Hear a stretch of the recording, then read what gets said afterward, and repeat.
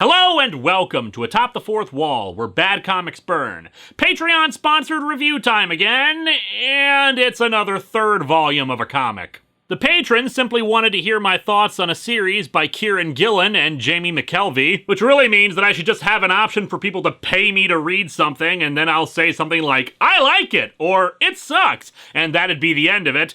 But instead, we're looking at the third volume of the series Phonogram. The good news is, like Atomic Robo, there really isn't much background needed to jump right into it. Each volume follows different characters around in the same world. The premise, from what I understand, focuses around a world where people can use the emotional power given to them by listening to music to use magic, referred to as phonomancers. Now, as we've seen many times on this show, trying to mix music with comic books is a recipe for disaster. Fortunately, from what I have read of the series, it gets around that in two ways. One, it uses music that already exists instead of just shoving in song lyrics and being told it's good music, or that someone is performing it well. The series is dripping with references to songs and bands, particularly British ones, which really goes to show why I am not the person who should be looking at this, since I usually know more about Weird Al parodies of songs than the people and music he's parodying, let alone pop music scenes from different countries. The second way Phonogram handles it is that it deals with the emotions that music evokes, shoving in analysis of the work they're referencing while showing off how it affects the characters. The main character of the first volume, David Cole, was tasked with stopping the resurrection of Britannia, the goddess of Britpop, for reasons that I do not know because I haven't read the first volume. Yeah, I thought that I could just jump into this with the third, but I wanted to know more about the premise and world, so I was able to quickly get the second volume, but not the first. The second volume was a series of interconnected stories, each focusing on a different character and one night when they all went to a club, showing their own personalities and characterizations and emotional turmoils as we got inside their heads. And it's also quite a bit pretentious at times, annoyingly esoteric with those aforementioned references. It's not bad, it's very good, but it's frustrating if you're starting in the middle like I am. This review's gonna be a bit tricky. This wraps up a number of storylines for the various characters of this universe. I know enough details about where it started so as to see those conclusions, but it's the main narrative we're focused on here, so forgive me if I end up skipping some of those bits, since otherwise I'll be spending half of this episode going, time for backstory! By the by, one of the other options that the patron requested was 3 episodes of Degrassi: The Next Generation. I turned it down because I don't have enough knowledge or experience with Degrassi. So let's dig into Phonogram, the Immaterial girl, and see if this is one of those cases where I really should have done something completely unrelated to comics. Welcome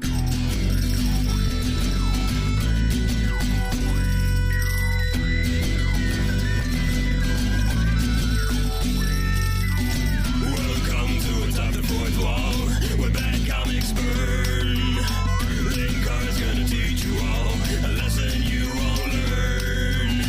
Brodsky, you're not the smartest. Life out, you're not an artist. Anyone who's had a bad comic published, it could be your turn.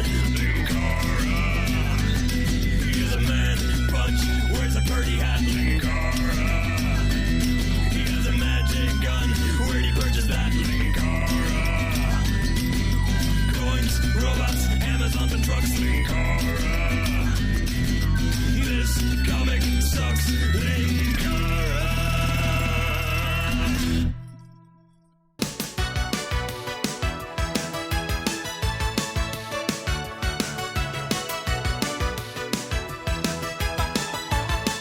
Reading from a trade, no cover analysis, we've got 6 comics to skip through. We open with this TV image. The special letterbox edition of Static. 1980-something, South London-ish. And we see in the next panel Aha's famous Take On Me music video. So by 1980-something, they mean sometime after 1985.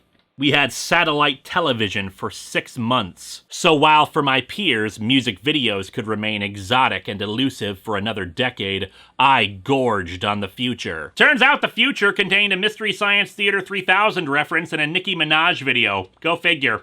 Her father lost his job, so her family could no longer afford satellite TV. But it was too late. the king behind the screen had come to me.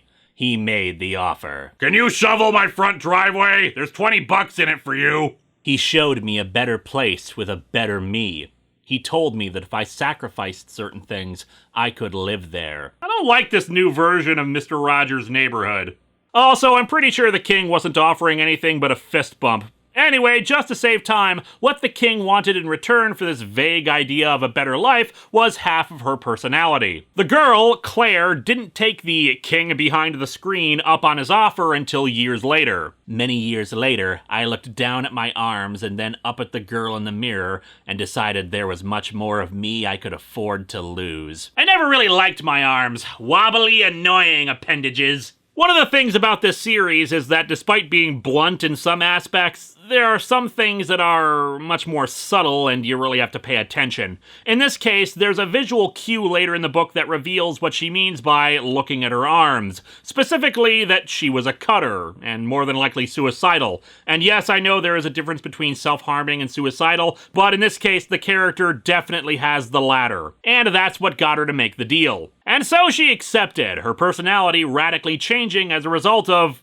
well, half of her personality being taken. It's a very ambiguous deal, which is part of what drives the plot, but in any event, we cut to 2001, where Claire is going to a meeting of other phonomancers, meeting up with the protagonist of the first volume, David Cole. However, she's now going by the name Emily, and now has a big old bit of white in her hair. Looks like a bloody skunk. You did it? You actually did it? No, whoever did it is gone.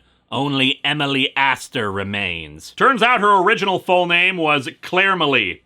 Yeah, Cole apparently knows about the deal. Not sure exactly how you strike up a conversation like that with your music snob buddies. I think Nevermind was Nirvana's best album, and by the way, a man on the TV keeps telling me to trade half of my personality to him. Also, much like superheroes, a lot of these people have code names for whatever reason, some of them a bit more outlandish. Be thankful Kid with Knife isn't here. Well, he's been too busy at work, going there alongside Man with Chicken Puppet and Seafood Chef with Vending Machine. He'd be humping your leg. Maybe he should rename himself Kid with Transformers Movie. I'd hope so, Cole. You don't sell half your personality to end up as a frump. I'm wondering if you're allowed to haggle in these situations. Could I trade, like, 10% of my personality for, I don't know, 20% weight loss? They and the other people at the club, including those only astral projecting or something, have been assembled here by a figure known as The Myth, who has decided that they should all form a coven. Basically, the purpose of said coven is to complain about how other people like the White Stripes and talk about all the music they do like and play said music and dance. And I get the impression that they would be doing this even without an official title like a coven, so what's the point? So music starts playing, and David invites Emily to dance, but she declines despite loving the music, specifically the artist Peaches, who is indeed a real artist with some song titles including Lover Tits, Shake Your Dicks, I Feel Cream, and Dick in the Air. It's strange how those titles could also double for John T-Bone porno movies. And speaking of sex, the reason Emily doesn't want to dance is because she doesn't want to be overshadowed by what's happening on the stage. A woman performing cunnilingus on another. Okay, I guess that's what makes a coven different from any other place that they could be doing this crap.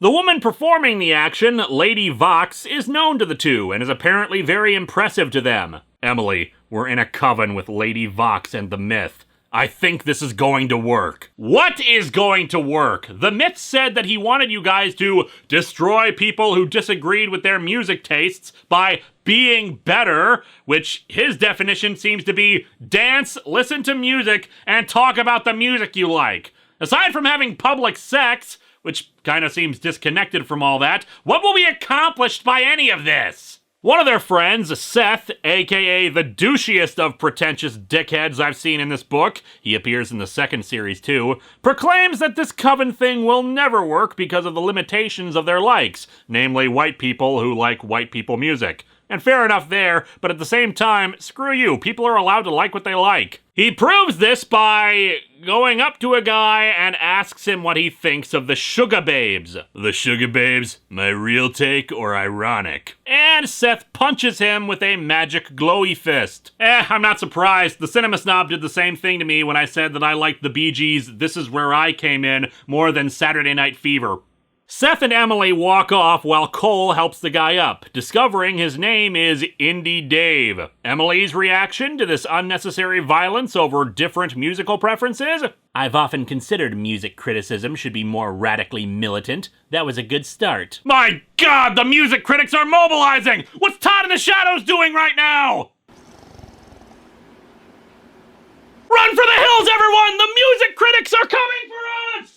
Isn't it nice to have such a likable protagonist? In any event, after some more dialogue that really has no relevance to the story, we cut ahead to 2009, where Emily is now friends with Lady Vox, who is sharing her latest genius idea. Okay, get this. Hold on to your clit in case it just explodes. Are you holding on? Yes, Vox, I am. Hold on! Trust me, my clit is sufficiently braced to resist whatever trauma you have in mind. What's sad is that due to how we're introduced to Lady Vox, I would not be surprised if she intends to share her idea through oral sex.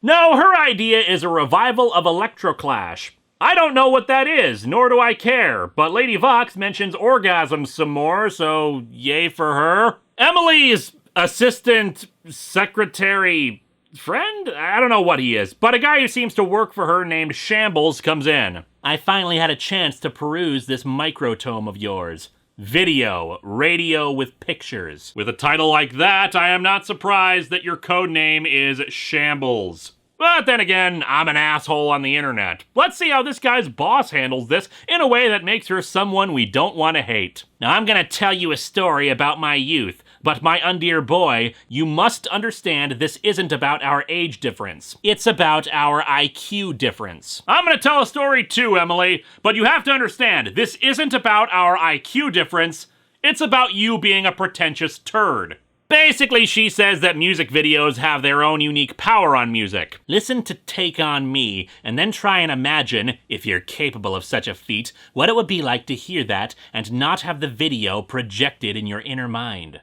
The record is entirely irrelevant. The video overpowers and overwrites it. It is magnificent. It is sublime. Yet simultaneously, it is a corruption. It is an annihilation. Power and transcendence with a cost. The power of specificity with the cost of specificity. Is that a lot? She admittedly has a point. Music videos can radically alter the meaning and power of music.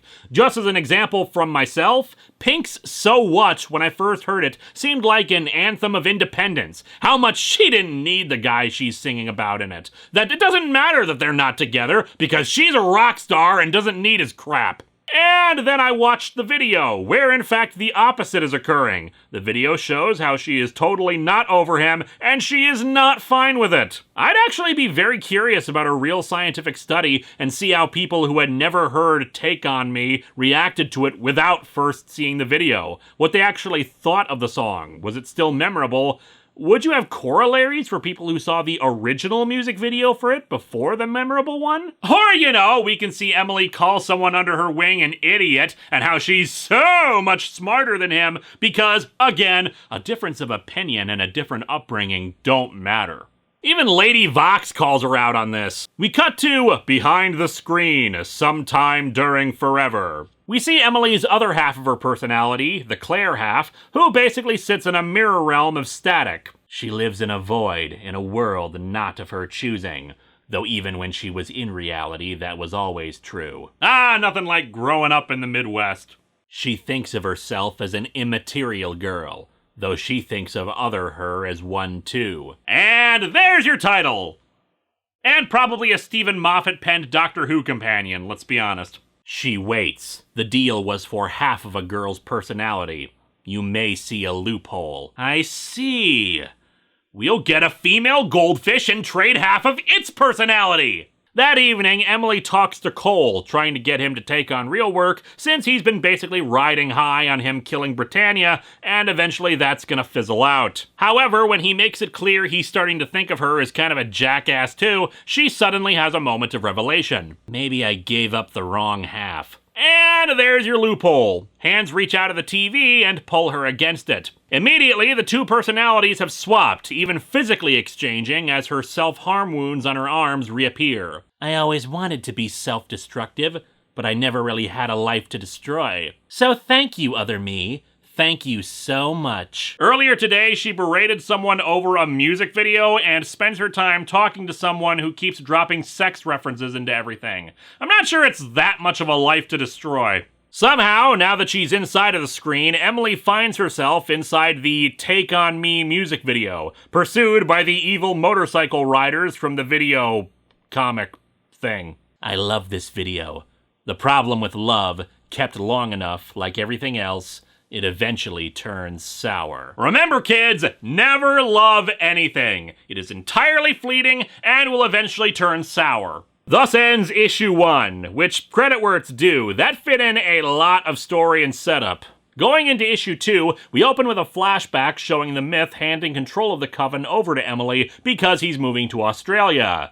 Despite the fact that we had seen in the first issue that people can be there in spirit, so I don't know how any of that works, but whatever. He warns her not to let the Coven fall into the wrong hands, thus bringing us back to the present, where Claire examines the new life before her. She transforms her appearance and starts trying to figure out what in Emily's life she can destroy. Back in Aha Land, Emily ends up backed against the wall by the bikers. What can you do when you can't run anymore? What can save you? Well, in this case, a big-ass pencil eraser. No, what actually saves her is Morton Harkett, aka the lead vocalist of Aha, and the dude in the music video. Romance will save you. For a while. As long as you believe it's lies. Maybe the name you should have taken after the deal is Debbie Downer. It's no better to be safe than sorry. Not sure I agree, man. Being sorry for whatever got the guys to attack you with wrenches is not as good as being safe from the guys who want to attack you with wrenches. Claire has Shambles summon the rest of the Coven, claiming it's about Vox's idea. She demands everybody be there, physically or spiritually, because it's gonna be that important. Back behind the screen, Emily has made her way to a different music video, Thriller, so she can confront the king behind the screen, who is apparently in the form of Michael Jackson's silhouette. In case I hadn't made it clear to you guys yet, this is kind of a weird comic. Emily explains to the king about her situation, but the king is not exactly sympathetic. That was the deal. Half of you. You should have been more specific. You can't alter the deal after you made it. Surprisingly, she doesn't try to argue this point, which is kind of refreshing. Instead, she just wants to know if she has any options, but he basically says she has to live with it. However, the king soon hears a synth riff, and the motorcyclists from Take On Me reappear, now in far greater numbers. This will become one of, if not the greatest comic books ever, if it turns into a war between the Thriller zombies and the Take On Me bikers.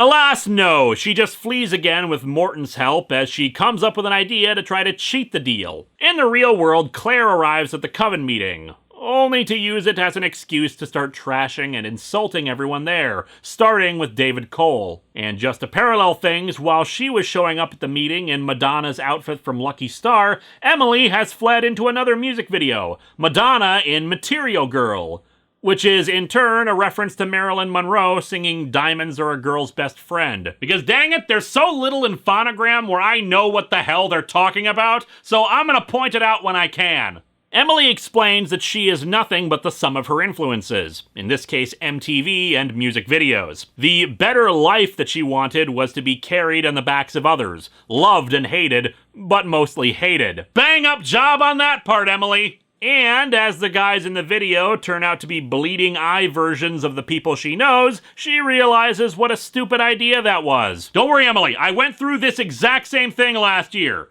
You just have to shoot out a mirror and flee your bloody bathroom. She admits that she watched Material Girl on repeat the night she made the deal, thinking she knew what she was doing, but now she's come to realize how guilty she feels about making this deal. We end issue 2 with Shambles having read what Claire is saying at the Coven, basically ending the Coven. Oh no, it's so terrible with how they do whatever it is they do. I'm sure someone's gonna explain in the comments what it actually does, but frankly, I don't care. Maybe it's just because I'm entering into this in the third volume, but I get the distinct impression that it's not as important as the book thinks it is. Issue 3 opens with a flashback in 2001 when she made the deal, talking to Indy Dave about the whole thing. Part of the sacrificing half her personality thing is giving up on some of her friends, so she admits to Indy Dave that she has to make him not like her as part of that, saying she was stringing him along romantically. After some stuff that I'm sure means something, but it also has to do with a band I know nothing about, Emily begins her plan to try to save herself. I'm not sure how this works, but she apparently uses magic to travel through time and meet her younger self in 1992, emerging out of a Blondie album cover. In the present, Claire can feel the influence of the time travel and has Shambles take photos of her. Part of the magic, I guess, to counter her. In 9 years' time, you make a magical deal. 8 years after that, it goes bad. Also, here's a list of terrible things that you can use your magic powers to prevent from happening. Sorry I didn't bring any lottery numbers with me, this was kind of a sudden trip. No, of course, she tells her about how she had to sacrifice half of her personality, but that she needs to make sure the contract specifies which half of her personality gets to stick around. However, Claire emerges out of the Blondie album too, and the two get into an argument about which of them is superior. However, the young version of them just takes away from this that magic is indeed real, and plans to not end up like either of them, banishing them to where they came from. However, despite the fact that this advanced knowledge should have altered the timeline if this was really an option, nothing changes. What was the point of introducing time travel into this if it wasn't going to affect anything? Whence you came. It's the Tolkien. She should never have read the Tolkien. It ruined her for years. I could have made a deal at 18 if it wasn't for the f***ing Tolkien. She's a deluded idiot. I don't like either of you!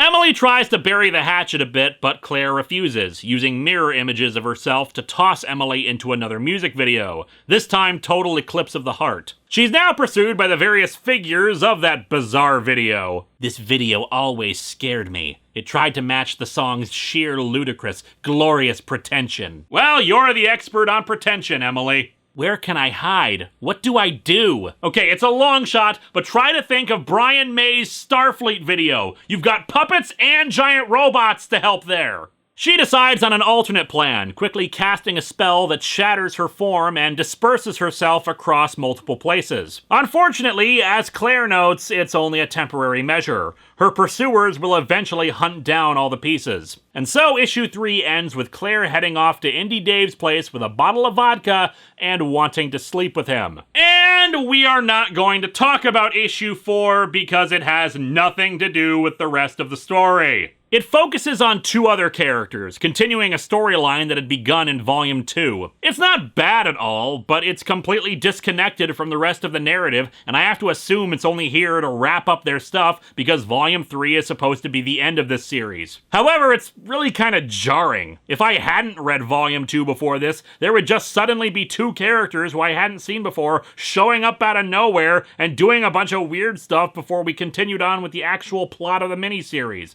which otherwise has been tightly focused on the Emily versus Claire stuff. Again, it's not that it's a bad story in it, it's just completely out of left field, and this episode is going to be long enough without having to explain the neuroses and issues of two other characters with lengthy backstories. Anyway, issue 5 picks up with Indy Dave calling Cole and telling him about Emily showing up to sex him. The two come to the same conclusion, that Claire is now the one in charge. Cole says he has some resources he can call on to fix all of this. Hey, Indy, you're a better friend than she deserves. I mean, after everything she did to you, she turns up on your door, offers herself, and you just help? I never said I turned her down. I feel like the real theme song to this series is Dennis Leary's I'm an Asshole. Cole goes on a journey contacting everyone he knows to explain the situation and his plan. He hasn't had to work for a living because of energy he's still carrying after his fight with Britannia. It's this kind of metaphysical idea that because some people think he matters, he does, so he lives off of that. He wants to get the Coven back together, figure out a ritual to expend this energy, and save Emily. If they fail, the Coven can still at least be together. Unfortunately, all the people he talks to either don't care, want everyone else to go in first, or they're out of power themselves and would be useless. Cole talks to Lady Vox about it, and she's pretty much with the others. He'd be sacrificing his own power for someone else's dumb mistake, and it's not like Emily was willing to do the same thing for him when he fought Britannia. She thinks they should wait for this battle to end, since it's hers anyway, and see what comes out the other side. And even if she wanted to help, Vox can't because she's pregnant. I've got ovaries like Death Stars. They've both exploded, with one of them being half finished, and you've got a third one that's even bigger? Cole has an epiphany at this news. I realize that the most important things in the story, the things which really matter, aren't in this story. Everything's happened backstage, off-panel, whatever. Like Emily's likability! That happened off-panel! He's talking to Seth about all this, who wonders why the hell Cole cares about this. She's my friend, and I feel like I just haven't been paying attention. Of course you haven't. We're all crazed solipsists, Cole. Then why the hell should I care about any of you? Kid with Knife turns out to be Cole's driver on this little trip, who talks about how empty a lot of their activities have been as of late. Again, this is really about giving conclusions to these characters. I'll skip over a lot of this because, while it's good, it's not really that important for this story, and there's still stuff we have to get through. Cole meets with Claire at a bowling alley. You're trying to save her. No, I was trying to save you. I don't think I can.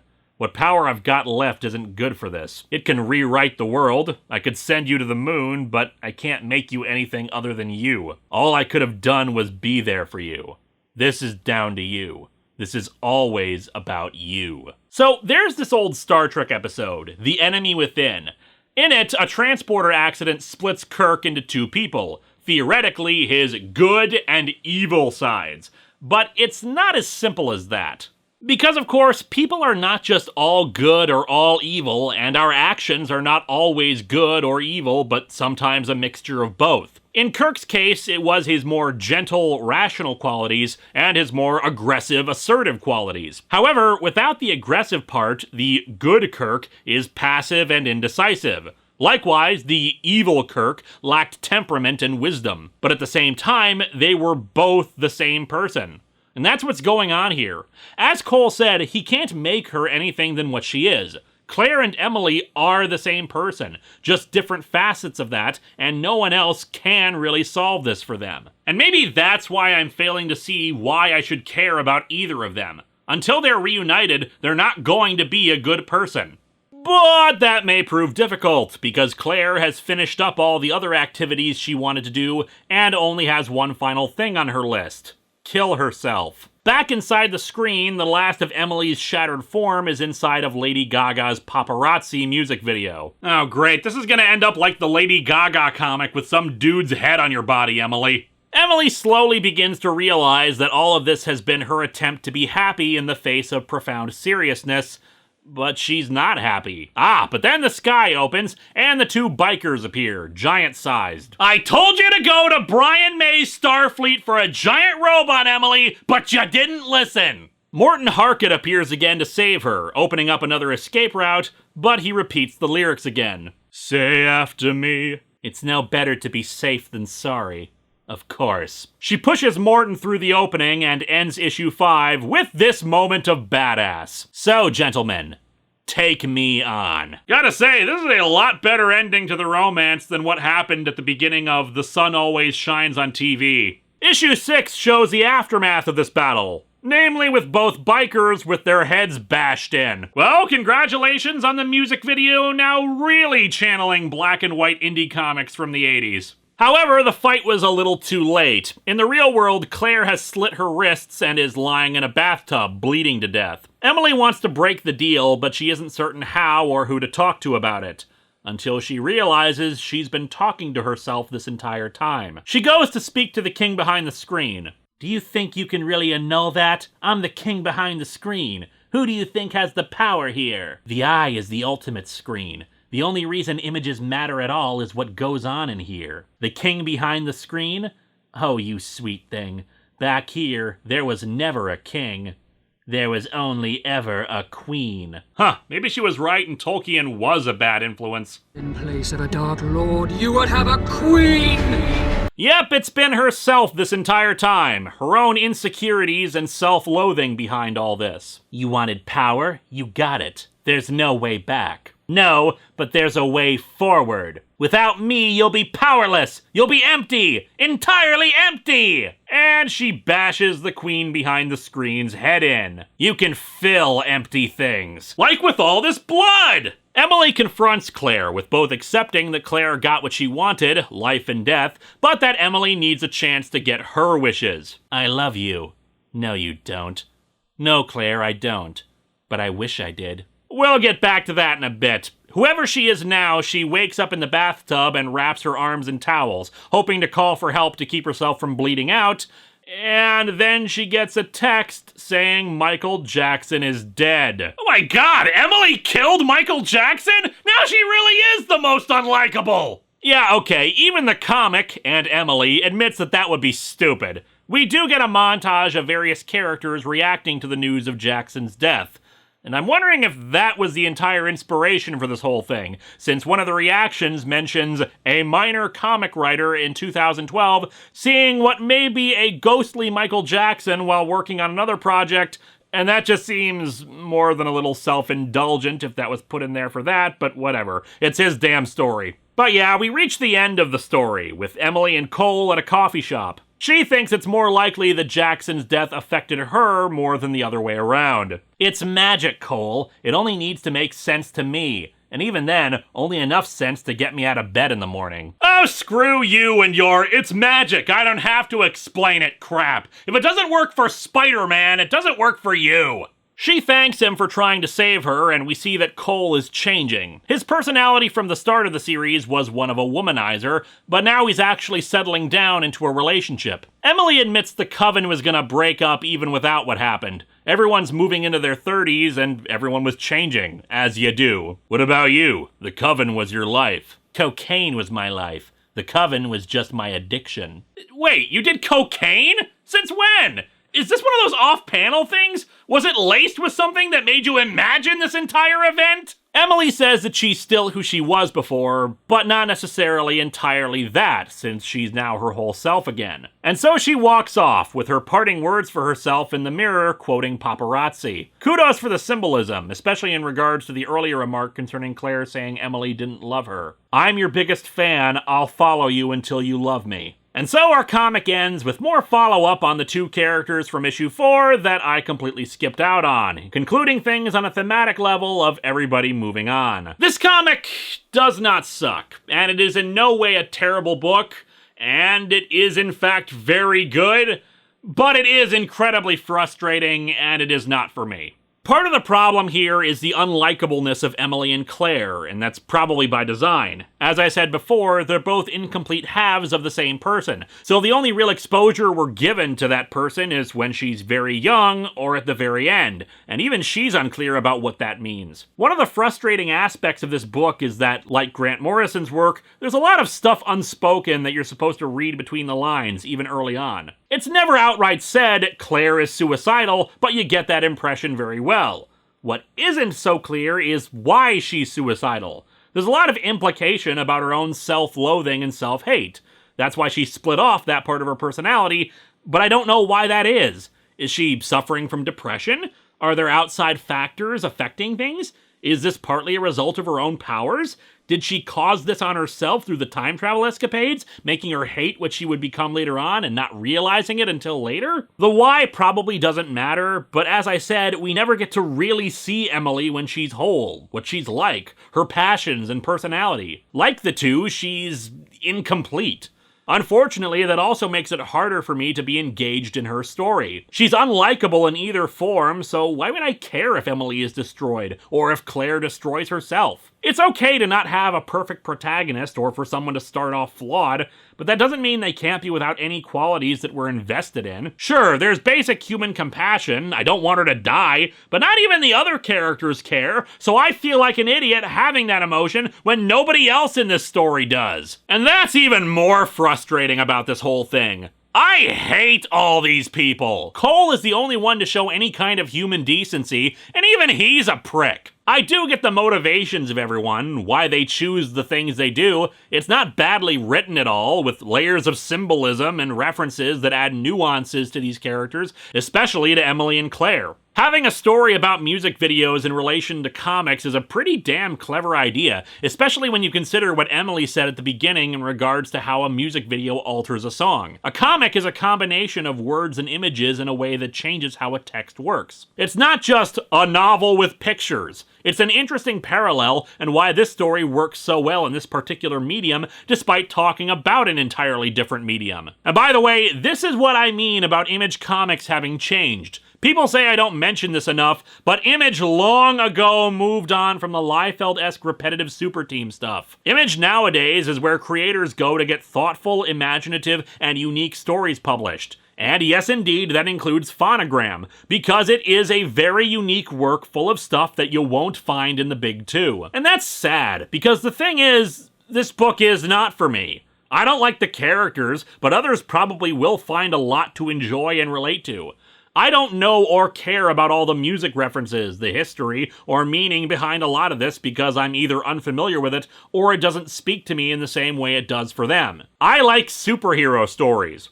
I really like superhero stories. I like plenty of what both Marvel and DC are putting out, but there should be room for stuff that takes more risks like this. More imaginative worlds that might be more character-driven stories about growing older, being a bit snooty with music, and analyzing mediums in a way that's not regularly looked at. But they rarely, if ever, do. Or if they do, they create Marvel, and I think we need something better than that out there. And that, dear patron, is what I think of one of their series. Next time, another Patreon-sponsored episode on the complete other side of this kind of thing. The first appearance of the Teenage Mutant Ninja Turtles.